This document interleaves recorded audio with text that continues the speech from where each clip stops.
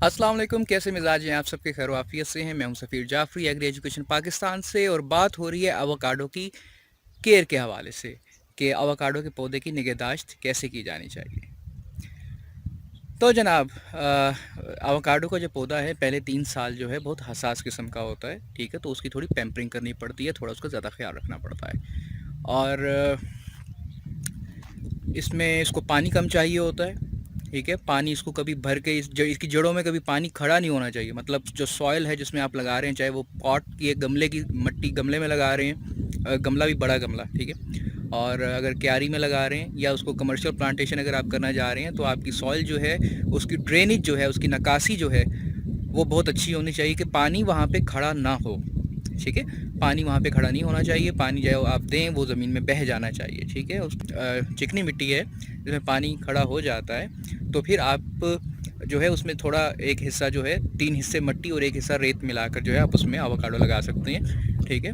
उसमें ये होगा कि उसमें जो वाटर फिल्ट्रेशन है वो बेहतर हो जाएगी। दूसरा ये कि इस तरह की जगह पर आप एक माउंट बनाएं, ठीक है। तकरीबन 6 इंच से 1 फुट तक का हो, ठीक है। वो माउंट आप बनाएं, माउंट के ऊपर मतलब एक ढेरी सी बना के, ठीक है, पक्की, उसके ऊपर जो है फिर पौधा लगाएं एवोकाडो का, ठीक है। उससे ये होगा कि अगर बारिश वगैरह आती है या पानी ज़्यादा होता है तो वो जड़ों तक ज़्यादा देर तक नहीं रुकेगा, बल्कि पानी नीचे बह जाएगा, ठीक है। दूसरा रेत वाला नुस्खा है वो भी इस्तेमाल कीजिए, ठीक है। उससे भी बहुत बेहतरी आती है, ठीक है। खाद कोई भी नहीं डालनी, ठीक है। अगर आप पौधा लगा रहे हैं तो पहले जिस वक्त आप पौधा लगा रहे हैं तो उस वक्त कोई गोबर की खाद नहीं डालनी। कोई आपने पत्तों की खाद जो है, इन केस वो डाल सकते हैं अगर आपकी चिकनी मिट्टी है, तो उससे भी थोड़ी जो है पोरोसिटी जो है और जो ड्रेनेज है वाटर की वो थोड़ी बेहतर हो जाती है, ठीक है। लेकिन बेहतर ये है कि कोई खाद मत डालें, ठीक है। और तीसरी बात ये कि एवोकाडो का पौधा जो होता है वो सॉल्ट सेंसिटिव होता है। अगर मिट्टी में नमकियात ज़्यादा हैं, ठीक है, तो आपका पौधा कुछ ही दिनों में ख़त्म हो जाएगा, ठीक है। तो इस बात का ख्याल रखिएगा कि मिट्टी जो है, भल वाली मिट्टी, सैंड कंटेंट्स जो हैं उसमें वो ज़्यादा हों, ठीक है।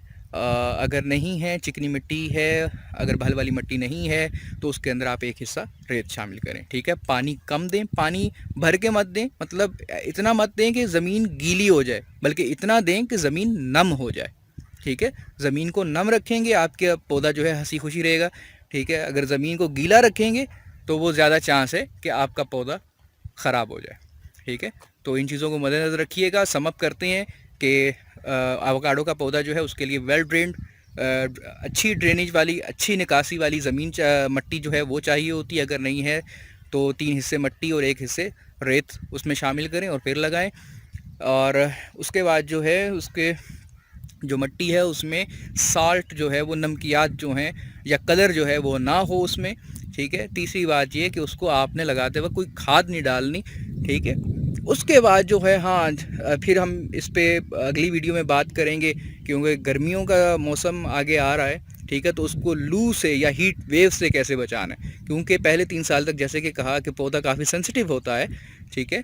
तो वो धुंध, कोहरा और ये जो लू जो है, हीट वेव जो है, ठीक है ना, इससे हमें थोड़ा बहुत बचाना पड़ता है। उसको वो किस तरह से बचाते हैं इंशाल्लाह ये अगली वीडियो में बात करेंगे इस पे।